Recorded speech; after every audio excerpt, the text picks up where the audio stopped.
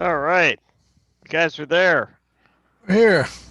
We're Huh. here, Well, good evening, everyone. wherever here is. Wherever here is, we're Here, not here, sure anymore. here is not at the Chabot Uh, Space and Science Center. Yeah, we're virtual again tonight, Yep. and well, we're kind of sheepish about this whole thing. About an hour and a half ago, the humidity up at the Science Center was 90 plus, which puts us way above the tolerances for the telescope. And so we got ourselves set up at home and started our chat and noticed that the humidity was dropping. So it's one of those things. There's a little bit of a break in the weather right now, but there's no certainty that it's going to last. So we decided to do our program from the comforts of home tonight. We do have a nice program for you and a lot of photographs. So stick with us, and we'll try to learn some new stuff. Gerald, Yes, sir. want to talk about Chabot a little bit and our generous sponsors and all that good stuff? Sure. Well, you're enjoying one of our many virtual programs. We do our virtual telescope programs every Saturday evening. We also have a lot of other virtual content. We do programs on Friday evenings, and we do virtual programs during the week. This is all because Chabot right now is closed because of the pandemic. So we are not allowed to have visitors at the museum at the Chabot Space and Science Center, which means our revenue is way down. And in order to continue providing the virtual content, we do still need some source of revenue. So we're relying quite a bit on donations. So if you look at the Facebook page, you'll see a donate button there. If you have a mind to, you can donate it on Facebook. You can also go to the Chabot website, chabotspace.org, and you can donate there. You'll see a donate button at the top of the web page, and you click on that, and you can make a donation. And we would really appreciate it if you do that. We want to keep doing these virtual programs. In fact, they've been so successful. We're even talking about continuing some of them even after we get to reopen the museum. So, in the meantime, we could sure use your help. Also, if you have any corporate sponsors that you know of, like your employer, if you want to talk to them and see if they're willing to make a donation, that would be great. If you were watching just before we started here, you probably saw a slide about Fremont Bank. Fremont Bank made a very generous donation to us to help us out a little bit earlier. We needed to upgrade some of our planetarium hardware, and they've made a very nice donation to help support that. So we welcome other corporate sponsors. Just, go ahead and get on the Chabot Space and Science Center website, chabotspace.org, and make a donation there. We really appreciate it. All right. Great, thanks. So I think the most notable thing in the sky tonight is the moon, and Yeah. it's a waxing gibbous, Ibis. Wax, and waxing and gibbous. Right. Yep. and so I think you have some photos for us, Gerald. Yeah. If you go outside now, it's clear outside here in the Bay Area right now. Although we do have a front coming in a little bit later on this evening, but right now it's clear. And if you go outside and look, you'll notice that the moon is almost straight up in the sky. The moon's orbit around the Earth is kind of peculiar. It is not over our equator, and it is not in the same line as the Earth's orbit around the sun, what we call the ecliptic. It's at an angle to the ecliptic, and that is causes it to sometimes be very high in the sky and sometimes be very low in the sky. So tonight it's very high in the sky, and as Richard said, it's waxing gibbous. So I'm going to share here an image. Make sure I got it set up. Yes, I do. And go ahead and share that image here. So this is what the moon would look like tonight if you were looking at it with a small telescope or maybe a more powerful pair of binoculars. It's waxing gibbous. That means that the lit part of the moon is more than half of the visible part of the moon. This region right here we call the terminator. It's the boundary between the light and dark areas.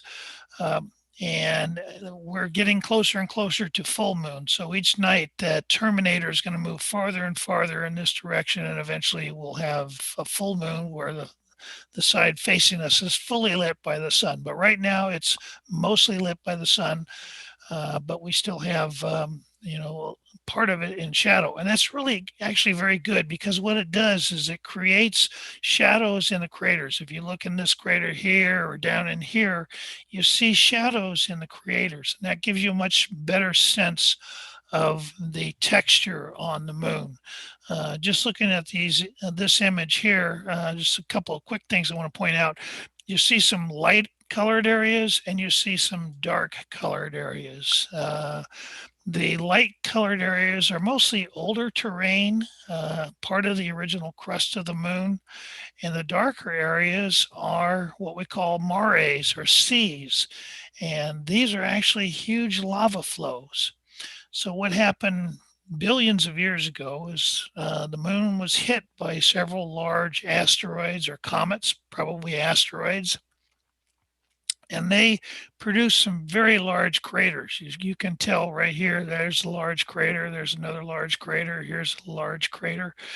And what happened was it cracked the crust all the way down to the molten interior. Now, 4 billion years ago, 3.5 billion years ago, the moon still had a molten interior. And so those cracks went all the way down to that molten interior, and lava oozed up and filled those big giant craters. And so what you see, this dark material that you see here, is actually lava that has flowed up into the crater, filled the crater basin, and created these dark regions. A long time ago, when astronomers were not using telescopes, just using visual observation, they thought the dark areas they saw on the moons were oceans or seas.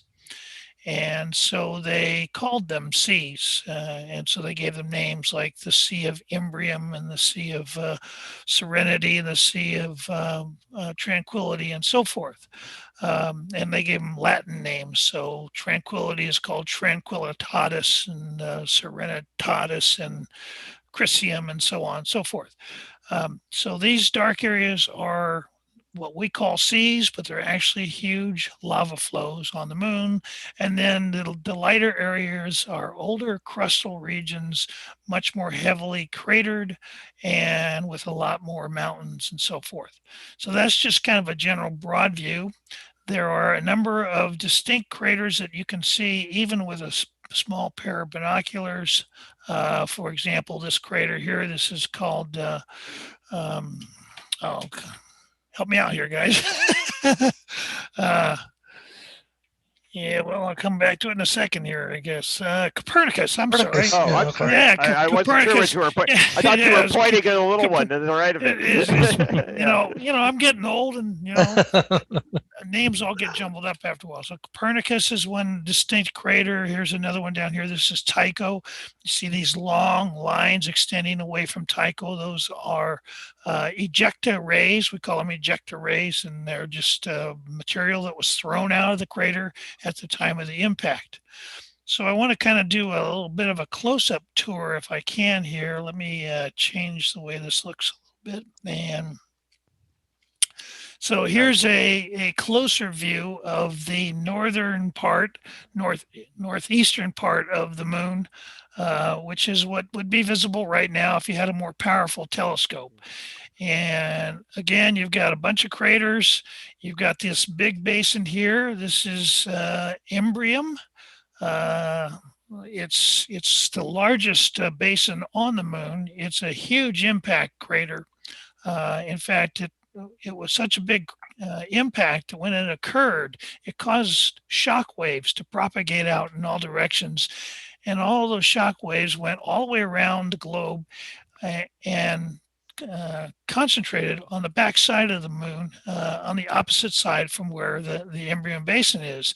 And that created a very jumbled region on the opposite side of the moon, which we can't see from Earth because the moon always the one side always faces toward the Earth.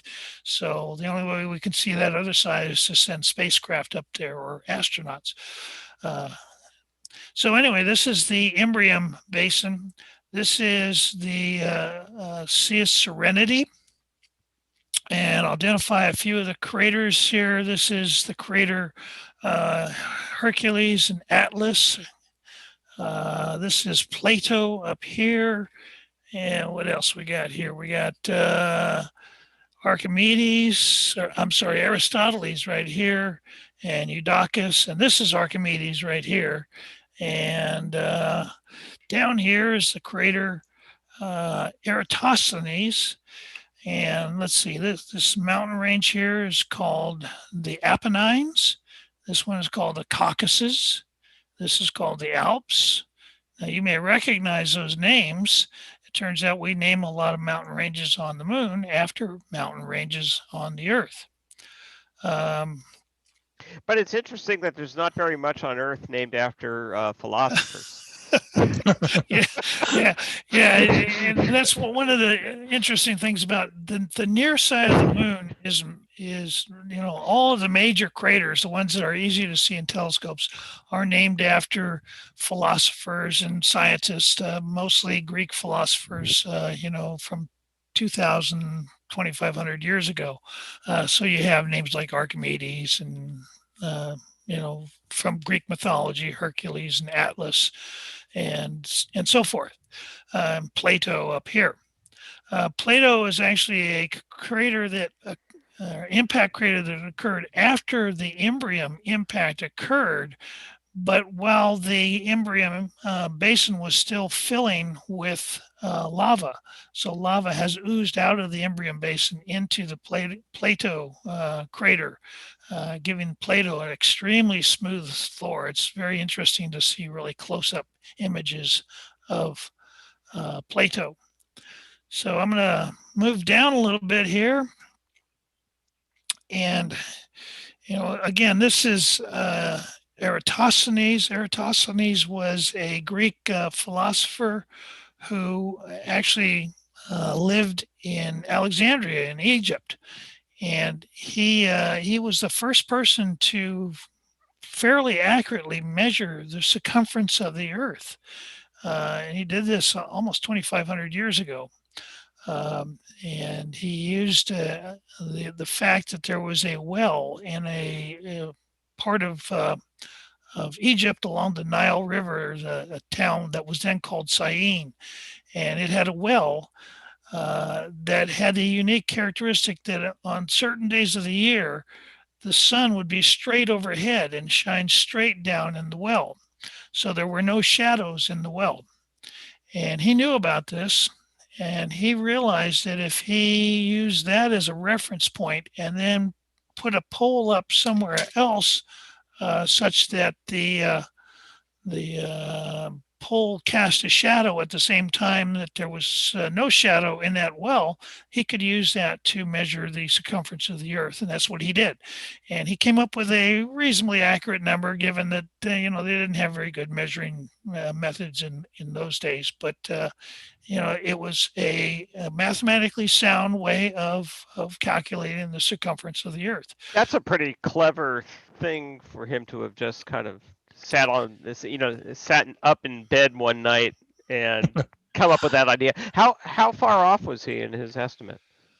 Well, he measured it in a unit of measure that was called the stadia.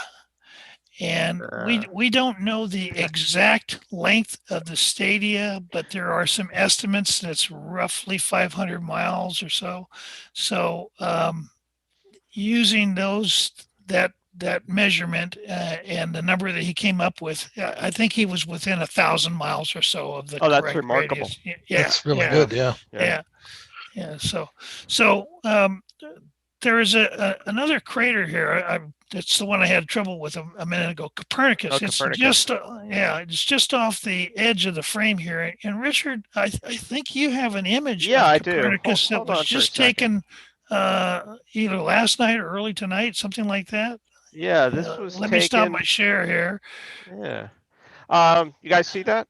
Yeah, All right, so this was taken by Fred Schumacher, a lifelong member of East Bay Astronomical Society, yeah. and he just posted this like a half an hour ago, and I happened to see it, so I've Hey, stolen it here. can you zoom in a little bit? Can Yeah, you yeah, zoom in a little bit? I can. Hold on for a moment. Yeah, because there's some things I want to point out. This is the Eratosthenes crater that I was talking about is just over here. But you notice this crater, it's a relatively young crater. It's much younger than the Imbrium Basin. It's right at the bottom of the Imbrium Basin. And you see all the ejecta material thrown out here. And depending on when you look, it can be quite prominent. And you can see it extends pretty far out. And if you look carefully, you may actually see strings of small craters, which are actually big rocks that were thrown out of the main crater. And they formed these much smaller secondary craters around the main crater. But also notice the slumping around the rim. So when this crater first occurred, material was thrown up very high, creating a very high rim, but almost immediately that rim slumped back down again, creating these terraces that you see around the rim. And then, of course, you see the central peak. Central peaks are common on bigger craters on the moon, and they're called rebound peaks. When this impact occurred, it was a big asteroid hits the moon.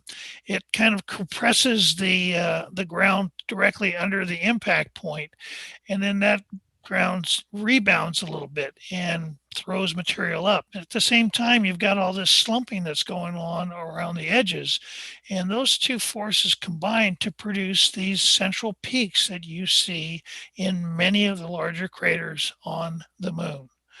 So that's the crater Copernicus, which is just outside of the frame of that image that I just showed. So I'm going to go back to my images if Hmm. I can here. Go ahead. All right. While you're doing that, there's a good question here. Okay. Oops, I just lost it because I went to full screen. Um, do we know the interior structure of the moon? And are there instruments on the moon that can sense moonquakes or Uh, meteor impacts? we know a little bit about the interior structure of the moon. We know that there is no longer a molten interior. Um, because of the size of the moon, it's much smaller, and it does not have as much iron in it. So it has cooled enough to where it no longer has that molten interior. And yes, we do have seismometers on the moon to detect moonquakes. They were left there by the Apollo astronauts. Um, and mostly what they detect are impacts. So when an asteroid impacts the moon, it shakes the moon a little bit, and those seismometers detect that. But there is also a little bit of other seismic activity that it still detects. And there's still some debate about whether the molten interior has completely cooled or whether there are some pockets where there's still some magma. But for the most part, the interior structure has cooled to solid or semi-solid rock. All right. We have a question from Jerem that he's actually wondering how usual or unusual it is that one side of a moon faces the planet that they orbit. So it's a good opportunity to talk about tidal lock Right, if you want to. right, right. So as you said, one side of the moon faces us all the time, and that's called tidal locking, and it's actually a very common occurrence with a lot of moons. Several of the other planets in the solar system have moons, Jupiter, Saturn, Uranus, Neptune. They all have moons. Even Mars has two moons. They're very small, but they have it has two moons. Um, and tidal locking is common. And what happens is because of the strong gravity of the parent body, in this case the Earth, um, and the uneven distribution of mass in the moon, eventually over time that creates a torque that sort of pulls it to where one side faces the moon all the time. So when you see these large impact basins, when we map the gravitational field of the moon very carefully, we find that there's a little bit stronger gravity around these big basins. And it turns out that that's because there are concentrations of denser matter or denser mass below these basins. And they have the name mascons, which means mass concentrations, when they call them mascons. And we find them under a number of these basins. And so that means the distribution of mass inside the moon is not uniform. There's more mass, if you will, on this side. And so this is the side that kept getting a little more torque from the Earth's gravity and eventually locked it so that this side always faces the Earth.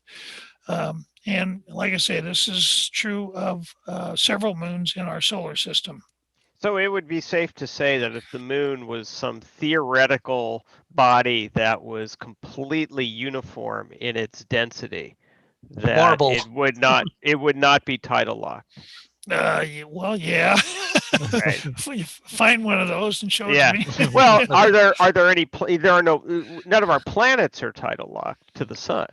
No. Well, actually, Mercury is almost. Yeah, almost. Mercury is kind of Yeah. getting there. Yeah, Mercury right now it does two revolutions or two rotations for every three revolutions. So right. So there is a pattern. There is a pattern. Yeah. So if you pick the side of Mercury that's facing the sun today and wait one full Mercury year, one complete revolution around the sun, that side will then be pointing away from the sun.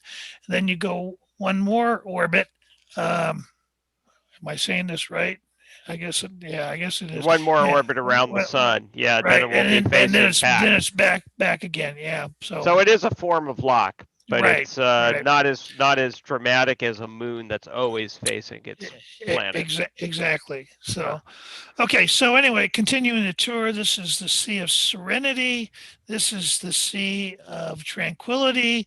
The Apollo moon landing, the first Apollo moon landing was Apollo 11, and it landed right down in this part of the Sea of Tranquility. The Sea of Crises, Mare Crisium, right here.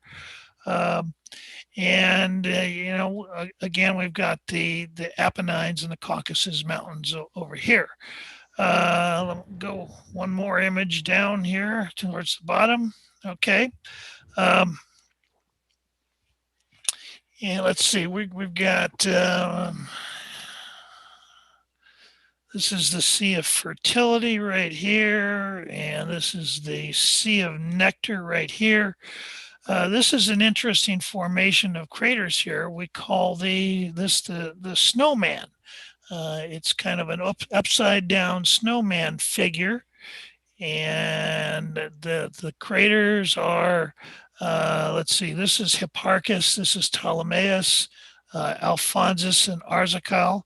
And there's an interesting feature right down in this region here, and you can't see it very well in this image, but Richard, I think you've got an image here to show.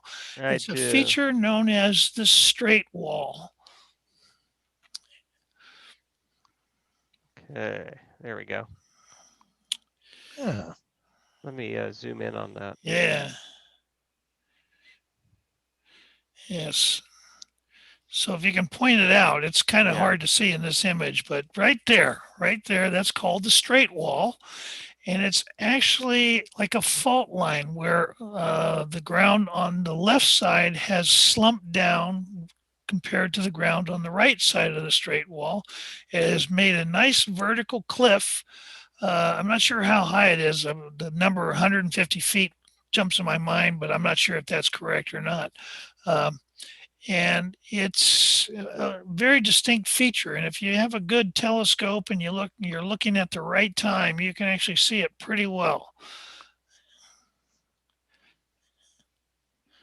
I'm gonna zoom in a little more here, see Yeah, how that looks on Facebook. yeah, that Yeah, that's a little bit looks better. Visible. looks pretty good. Yep, there we go. Yeah. Yeah, yeah. So this is the straight wall. It's very distinctive because, everything else on the moon is either round circles or jumbled terrain, and then you see this absolutely straight line, and it just really jumps out at you. So Yeah, there's not a lot on the moon that's perfectly straight, like made right, with a ruler, Yeah. like this is. right. Constructed by an intelligent force. Yeah. So that's the straight wall. Let me get back to my images here and just point I'll out stop. a couple more things here. Down here is the crater Tycho. If you recall from the image that I showed you earlier of the full disk of the moon, Tycho is a very distinctive crater. It has these huge ejector rays. You can see some of them in this image here. Some of these ejector rays extend more than 1,000 miles from the crater Tycho. And Tycho is a relatively young crater. It's only about 100, 105 million years old. There's different numbers that I've seen here, and that makes it relatively young. Most of the craters are much older than that on the moon. So it's a much more distinct crater because it's younger, and it has these beautiful rays that, when you look at the full disk of the moon, that you can see that they extend huge distances away from the crater. Talking about very old craters, Gerald, we have a question that kind of answers. It seems like the moon has many more craters than Earth. Is that Yes. true? And why don't we receive as many asteroid hits as Great. the atmosphere? Well, yeah, great question. yeah, we do Yeah. receive the hits. Yep. Yep. In fact, the Earth gets hit at least 16 times more often than the moon does. However, because the Earth has weather, water, oceans, rivers, seas, mountain ranges, plate tectonics, and vegetation, life, and so forth. All of those things combine to constantly reshape the surface of the Earth and sort of erode away relatively quickly the craters that were left behind. In addition, because many of the smaller asteroids that would hit the Earth burn up in our atmosphere, they don't produce craters at all. So, an asteroid, say 20 feet in diameter, would make it all the way to the moon, would hit the moon and produce a crater. But that same asteroid, if it hit the Earth, would burn up in the atmosphere and not produce a crater. So we do get hit, and we get hit actually more often than the moon. But because of all those different forces that are reshaping the surface of the Earth, we see very few craters on the Earth. They've all Like somebody been is constantly sanding the moon with sandpaper. The Earth. They just keep eroding away. Whereas craters on the moon has no atmosphere, it has no plate tectonics, it has no oceans, no vegetation, none of that. And so those craters just stay there for eons and eons. I'm sure some of you have seen photographs of the footprints on the moon left behind by the astronauts.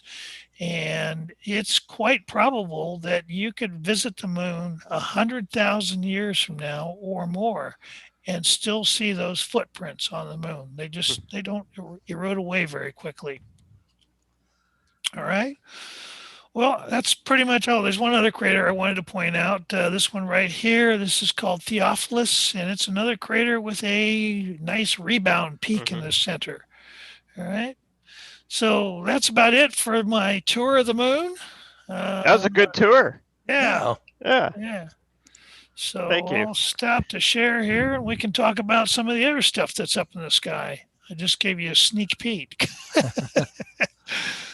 Well, the other thing we have been trying to look at every week right now has been the Orion Nebula. And if you all remember, both last week and the week before, we were getting some pretty good images from the camera. And I had an opportunity to process those a little bit and to see what it would look like, stacked and with the noise taken out. So if you don't mind, I'm going to share my screen here. There we go. So these are images from just the last couple of weeks. Yeah, this was Hey. while Gerald was explaining the nature of the nebula and going into detail. I was taking as many 30-second shots as I could I recall that. before he finished his presentation, and then took those shots and did a little bit of image processing with them. We call that lucky imaging, which is take as many shots as you can and keep the ones that are reasonably within focus, and go ahead and stack those using image processing software and see what you get. And I thought the colors on this were nice, so I kept it. Yeah. And it's we get a lot of we get spoiled. Let's put it that way. Working with 36 inches of aperture, and we can get a lot of color and detail that we normally would not get with a 30-second shot in any other telescope. And unfortunately, this area here, which is the trapezium, gets kind of blown out by and I think in future efforts, I'm going to try to make that look a little bit better. But I did do a little bit more work on the trapezium and to try to bring out more detail. And anyway, enough of that. And and we can move on to the next thing now. Well, I tell you what, I've got something I want to show here. People often ask, well, where is the Great Orion Nebula in the sky, Orion constellation? People see that image that you saw there, and they see very similar image when we look through the telescope with our eyes, and you see those three stars that are lined up in the image. And a lot of people think, well, that must be the belt of Orion. And that's actually not the case. So if you'll bear with me for a second here, I'm going to... It's not, but that question does come up over and over again all the time when we're Orion. Yeah. So bear with me here. I'm going to bring up an image, I think. There we go. Yeah. Okay.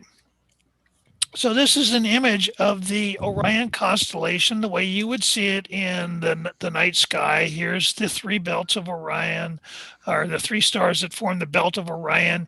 This is Betelgeuse, one of the shoulder stars. This is the one that's the supergiant star that we think is going to explode in a supernova sometime soon. This is Rigel. And these are the shoulder stars. These are his knees. This is his belt. This is his, some people say it's his shield. Others say it's his sword. This is his puny little head right there. Or this is his shield. Some people say it's his bow. Oh. Yeah.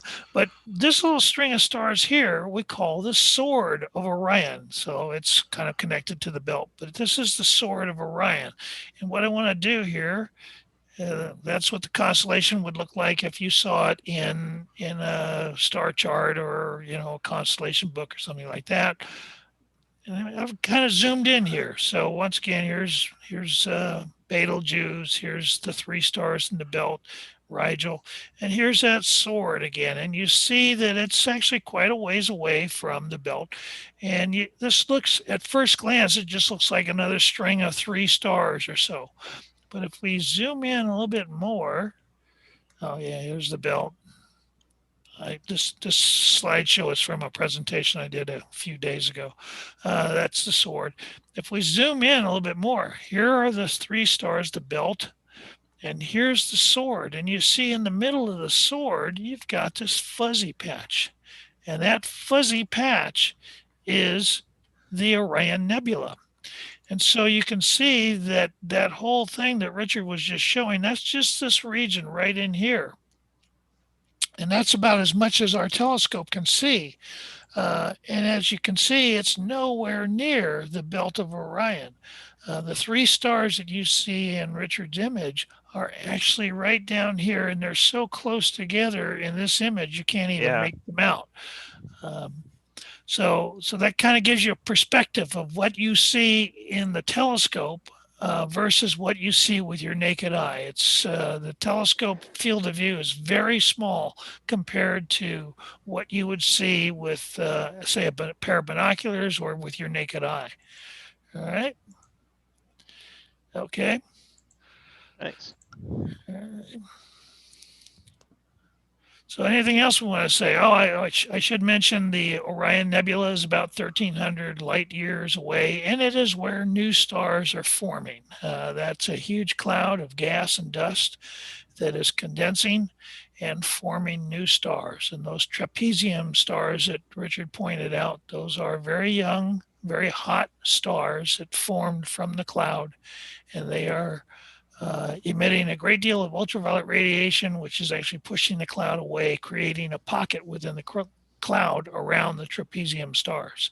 But there are many, many more young stars still forming within the cloud. And by the time that cloud dissipates, there could be several hundred to over 1,000 new stars all in that part of the sky. So stick around, come back in about 1,000,000 years, and you'll be able to see them all. So. Dan says, is the puny little head a nebula or a random group of stars? It's a random group. Yeah, it's a random group of stars. Yeah, yeah, the puny little head. So, All right. Well, that does it for the Orion Nebula. The other thing that I wanted to mention tonight, especially for all of you out there that have a pair of binoculars, and if we get a break in the weather during this week, it's worth trying to find Mercury if you've got a good western horizon. And let me share my screen here. Yeah, this is one of the best elongations that it's had for a while. Yeah. yeah. So I hope you could all see this. Um, First of all, I got to point out that Mercury is very close to the sun. So if you're going to make any attempt, and when I say close to the sun, not only is it close to the sun, but it appears to be close to the sun from our perspective as well. And what that means is if you're using a pair of binoculars or a telescope, it's risky if the sun is still up, and you actually want to wait for sunset. You want the sun to be below the horizon before you attempt this. And right now we're at the greatest eastern elongation of Mercury with respect to the sun. And what that means, it'll be highest in the sky for some time to come. And if you look just after sunset towards where the sun was, you'll see probably two star-like objects. The brighter of the two will be Mercury.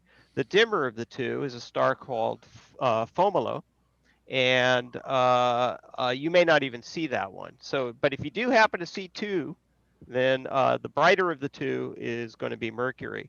And the reason it's a good time to view Mercury is because as it orbits the sun, there are two times when it's very easy to see, either right after sunset or right before sunrise. And where my cursor is right now is the geometry of where Mercury is with respect to the Earth right now. So you'll actually see it with a bit of a phase. You won't be a full disk. It'll be like a 3/4 Mercury. All right. Germ points out that you do have to be careful using binoculars. Don't look at the sun. Don't look at the sun. Thank you, Germ. That's what I was saying. He says that eyeballs are easier to burn than ants when using magnification. Yeah, you always watch out for the one-eyed astronomers. Right. Yeah, Richard, You Doesn't your get to do brother, it twice. Richard, didn't your brother make a mistake like that? And doesn't he have? No, that was the eclipse viewing. Oh, yeah, Yeah, okay. and like 40 years later, he showed me the photograph that the ophthalmologist had taken of his retina, and it had a perfect little eclipse in there. It was like Yeah, yeah, I didn't get to see that eclipse until I looked at the photograph of my brother's eye. yeah. Hey, there's a question that came up that we missed. Steve asked, "How young are the trapezium stars?" Yeah, I did try to answer that. Huh. Yeah, They're very young. Yeah, yeah, less less than a than a million million. years. Yep, yep. And because of their size, they won't get very old either. Yeah, they only will last a few million years, and then they're going to expand and become super giants, and then probably most of them will blow up as a supernova. So, really massive stars don't last very long. They're big and they're hot, but they don't last long. It's the stars like our sun that are smaller, less massive, cooler in temperature. Those are the ones that last a long time. All right. And the stars that are even cooler than our sun um, last even less or even Longer. longer. Yeah, yeah. They'll outlast us all. So Richard, I'm seeing something on Zoom, but on Facebook it looks like we got nothing going on here. I mean, no, I'm watching Facebook as we're Uh, talking, and it's working fine. So Refresh it every once in a while. yeah, Facebook it's the jams feed to out. your yeah, house. It's actually yeah. working quite well tonight. Okay, yeah, you're right. Okay, all right. Yep. Well, Thanks for checking.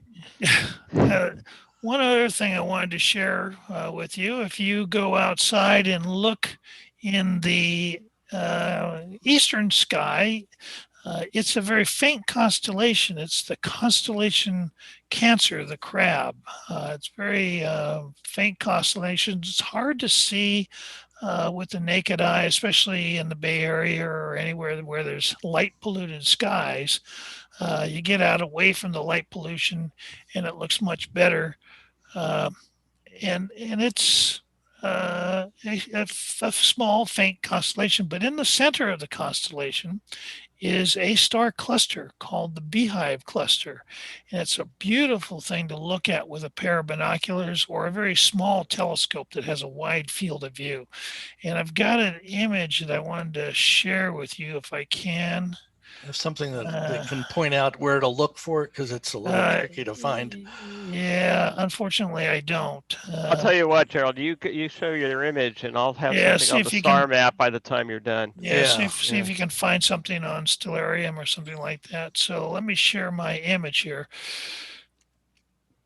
So this is what the beehive looks like. Now, I have to apologize to the guy who took the picture. I forgot his name. Oh no. So when you look at this image, there's somebody out there, not me, not any of us. Someone took this image, and it's a really great image of the beehive cluster. Uh, so my apologies to the author. He probably is going to sue me or something. So anyway, so what you have is a whole bunch of stars that were once inside a huge cloud of gas and dust, just like what we saw earlier with the Orion Nebula. The Orion Nebula is where new stars are forming. This is commonly how stars form in huge clouds of gas and dust, and they usually form in groups of hundreds or thousands. And so when the gas and dust all clears away, you've got all these hundreds of stars that are in roughly the same part of the sky, they're roughly the same distance away from the Earth, and we see them as what we call open star clusters. So the beehive is an open star cluster. It's a bunch of stars that all formed at about the same time out of the same cloud of gas and dust. So their distance is all about the same. I believe it's, I want to say about 600 light years away, but that may be not correct. Somebody's probably going to look it up for me. Yeah, we'll get an answer on Facebook yeah, here in a minute. yeah. One of the things I wanted to point out, though, is because all of the stars are the same distance and roughly the same age, any any differences that we see, either differences in brightness or differences in color, like you see some are kind of a yellowish orange, some are bluish white. Those are intrinsic differences in the star. They're not caused by, dust, clouds of dust out there blocking the light from this star, but not this star. They're not caused by one star being farther away than the other, therefore dimmer. The differences that we see are truly intrinsic differences to the stars. And because of that, by analyzing the characteristics of those different stars, because we know what we're seeing is not because of the distance or not because of the age, we know these are the intrinsic properties of that type of star, and we can use that to create classifications of stars that we can then use when we look at other stars, more distant stars, or stars that maybe we're viewing through a faint cloud of gas out in space or something like that. And we can make relatively well educated guesses about the characteristics of those other stars from what we learn by looking at open star clusters like the Beehive. So that's one of the interesting things. Another thing that Richard and I were talking about a little bit earlier, you can tell what type of telescope was used to take this image. So telescopes fall into two general categories: refractors, which are the kind of the traditional type of telescope that people think of, where you've got a long tube, it's got a lens at the front end and the eyepiece at the back end.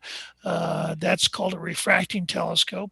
But most modern research telescopes and a lot of amateur telescopes are what we call reflectors. They're telescopes that use mirrors instead of lenses.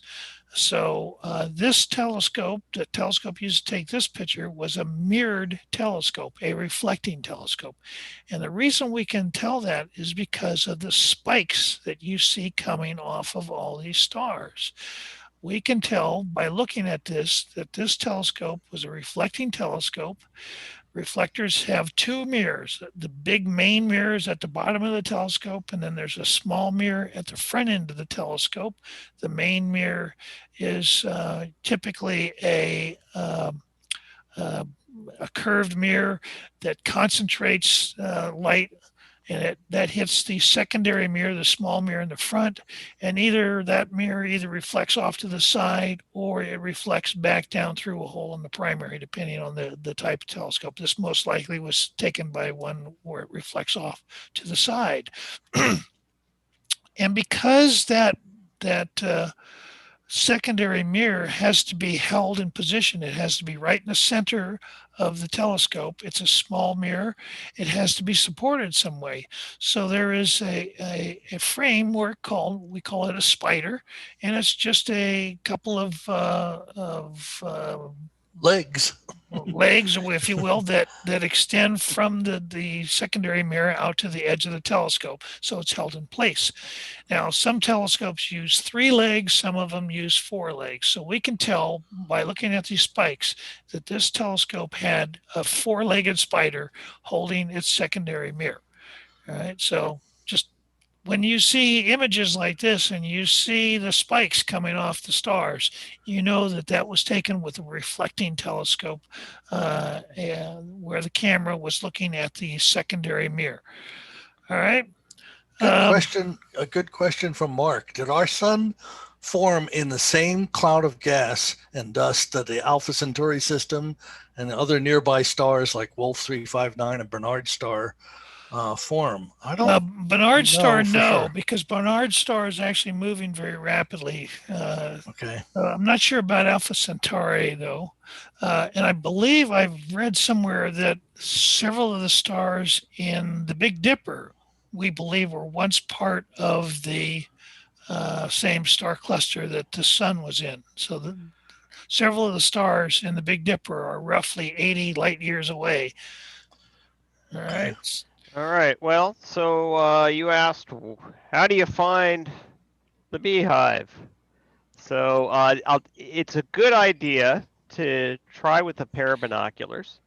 try to find a medium dark sky. I It think looks will be really good in a pair of binoculars to it begin with, it anyway. does, but Yeah. it's kind of hard if the first time you're trying to find it, if you're like in the middle of Oakland or something, Oh, because yeah. it's very hard to do the star hop and to find the reference stars around it.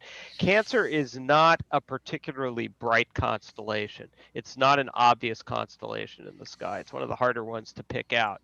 So just to orient yourself, this is east and this is southeast here where my cursor is. Here's Orion, and so everybody can find Orion, I think. It's one of the most obvious constellations in the sky. Another very obvious constellation is Gemini because of the two bright stars, the head of the twins. And that may be your best reference point for this time of year, because if you follow them down about 3 times the distance between the two, so that's 1, 2, 3, you're in Cancer. And if you are looking in that area with a pair of binoculars and kind of scan around, you'll see the beehive cluster jump out. Richard, another great way to do it is imagine a line between Regulus and Pollux. Pollux. Yes, and so here's Regulus, and if you're able to make out the constellation Leo, Regulus is the brightest star in Leo, and what John was suggesting is if you draw a line from here to Pollux, it's about halfway, right? Maybe a little more than halfway, but it's going to be a long. Little It's going to closer be to along. Pollux. It's a little bit closer to Pollux. It's going to And then be just below that line. along. Yeah. Oops, it's going to be along that line. Yep. So it's a little bit of a challenge, but well worth it if you can pick it out. Yeah, I'm going to share my screen again, Richard, and just go back to the beehive cluster. I was telling Richard and John earlier. It's often been a puzzle to me why it is they call it the beehive cluster. Because when I look at it, the shape that comes to mind is not a beehive. So if you kind of imagine connecting the dots like this, all right, and then you've got this little string of dots up here. If you just imagine this and think about it, the thing that comes to mind for me is not a beehive, it's a Hershey's Kiss. So, well, the first time I saw it, I thought of it as not a beehive, but just a whole bunch of bees in a swarm. Well, yeah, I'll tell you, Gerald, if they ever start getting into product placement in the heavens, you'll be the lead consultant. Yeah, there you go. It does fit perfectly, doesn't it? Yeah. It just jumped out at me the first time I looked at it. I said, "Why do they call it the beehive?" So anyway, all right, very good. Well, maybe in your honor, 1,000 years from now, they'll change the name. Yeah, right. But there have been several people that were requesting the Bernie image from earlier, and so I really can't resist but to show this again. Well, of course. There we go. So while we've got that up on the screen, and he's sitting right on the trapezium. While we got that up on the screen, are there any other questions that people have tonight? Let's see. I think we've hit most of them. Oh, wait a minute. What percentage of new stars have solar systems? Well, that's an interesting question. Yeah, that's a good question. Probably a fairly large percentage of them. We think that planet formation is actually a fairly common process. So it is quite likely that most, not necessarily all, but most stars have planetary systems, which means lots of opportunities for maybe Earth analog somewhere out there that we can move to later on when we're done ruining this planet. We can go to another one. Well, since the question was about new stars, so a new star may not have planets yet, but it may have a protoplanetary disk from which planets Right. will form as the system ages. So there's always a disk of material around new stars that coalesces into a series of planets given enough time. Right. And Right. maybe And Bernie gravity. at the same Yeah. time. Right. Yeah. The, Yeah. yeah, the formation process actually results in a relatively flat disk of gas and dust rotating around the central concentration, which eventually becomes the star. And typically, planets will form out of whatever's left in that disk as the disk begins to condense and new planets form around the brand new star. Now, once the star actually turns on, when it actually starts the fusion process, then it begins to blow gas away from the star, and so you stop getting more gas condensing onto the star, and eventually that clears the atmosphere or the disk, and then that stops the planet formation process as well. All right. Jim says that Mars and Uranus are supposed to be very close. Do you have any photos? Unfortunately, we're not doing this live tonight. I don't know. Gerald, you're. Yeah, I don't. Maybe we can pull up something on Stellarium or. Yeah, they are actually very close in angle to each other right now. I was just checking. We have another conjunction. Yeah. Yeah. While you're thinking about bringing that up, if you can, on Stellarium, Brian has asked a couple of times when the best time in the moon cycle to see Rupus Recta is, the straight wall that we were showing earlier. And Right I'd say now. right now is really good, but first quarter really is fine. You can usually get it in first quarter, but right now is probably even best. It's a little bit more than that. Yeah, first quarter, it may still be A little bit hidden, yeah. on the Terminator. Yeah. So a couple of days after first quarter Yep. is really the best time. So I'm Good I'm question, working. Brian. Yep. Well, So Mars and Uranus are about 2 degrees apart right now, so they are really close. Yeah. So let me. Yeah, nobody's getting that excited about that conjunction, though. Yeah, this is too hard to see. Too hard to see. Nothing compared to the one we did before. So let Yeah. me see if I can share that here.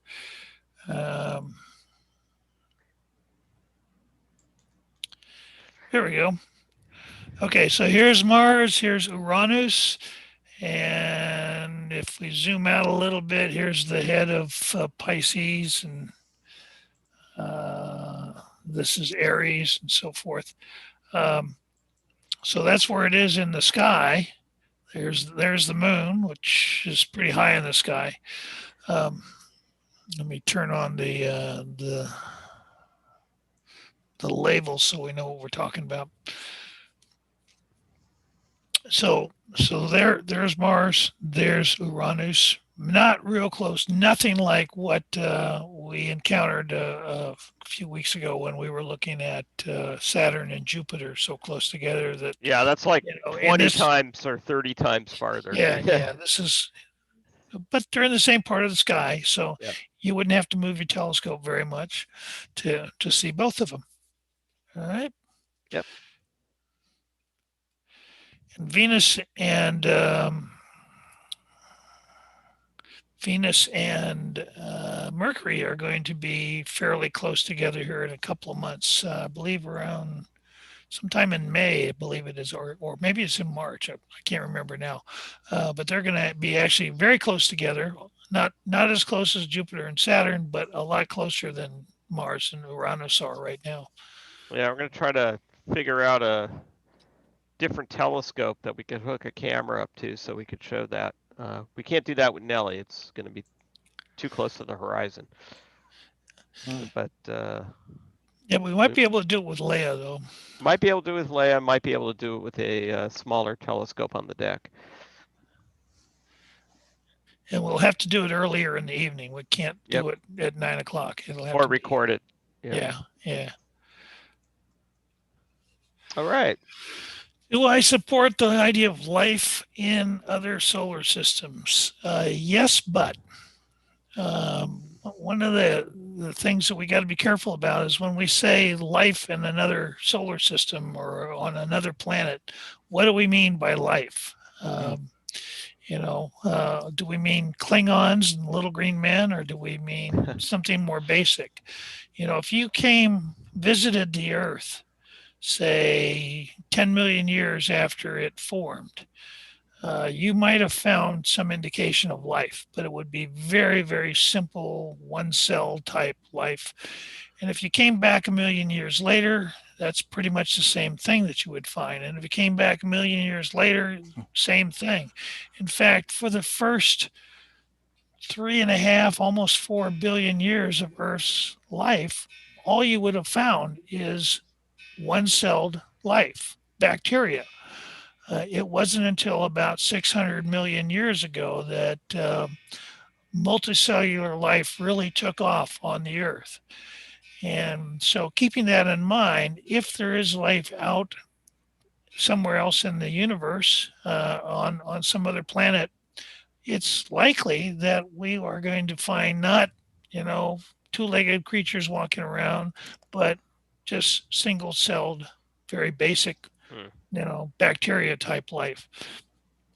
But Single-celled good enough life. for me. Single-celled life might be very, very common, and but complexity requires very specific conditions. Right. And there's a term, the Goldilocks zone, and the Earth is in a Goldilocks zone in the sense that the conditions are just right for complexity to take off and sustain itself, right, for a significant period of time. Right. Whereas in other locations, it may only be good enough for single-celled or very tiny multi-celled organisms, but anything larger may not have the advantages that we have here on Earth due to climate, material composition of the Earth, atmospheric composition, light, gravity, etc.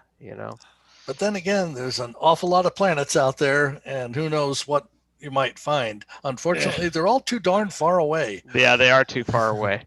By the way, probably lucky for them. Yeah, I guess. 6-year-old Stephanie believes there definitely are aliens out there, and that's her story, and she's sticking with it. All right. Well, that's good, Stephanie, and we're with you. By the way, Mom, Gerald, your Mercury and Venus conjunction is on the 12th of February. I just checked that out. Really? Starry night. That's soon. Well, I better get to thinking about how we're going to photograph this. That's coming up quick. Yeah, that's sooner than I thought. Yeah. Yeah. Well, maybe there's another one, because they're on the morning side of the sun. Or west of the sun, so. I think there's maybe a later one that's in the evening. Yeah, I think there's one in May. I could check. That's going to be early evening, and they're not as close as Jupiter and Saturn, but fairly close still. So, with a smaller aperture telescope, with a longer focal length or a shorter focal length, we might actually be able to get both of them in the same field of view. So, yeah, you're right. There is another one. Looks like around April 25th or so. That allows me to procrastinate. Yeah, and that'll be in the evening sky. So yeah, there you go. Easier to deal with. All right. Okay. Well, do we have any other questions that are coming up here? If you got them, now's the time to hit us with those questions. We'll do the best we can to answer them, and if we don't know the answers, we'll just make something up. Well, right, exactly. Yeah, it looks like that's it for tonight. We had a lot of good questions tonight. Yeah, thank you, everyone. Thank you. Yeah, and we'll hopefully see you next week, or we'll definitely see you next week, and hopefully we'll see you next week from Nellie, but we'll see how the weather goes. Yeah, kind of iffy at this point, but yeah, well, we'll keep our fingers crossed. Yes, we will. All right. Okay, take care, everybody have a good evening. Go outside and take a look at the moon if you can. It's kind of cold out, but check it out. All right. Good night, everyone. All right. Good night. Good night.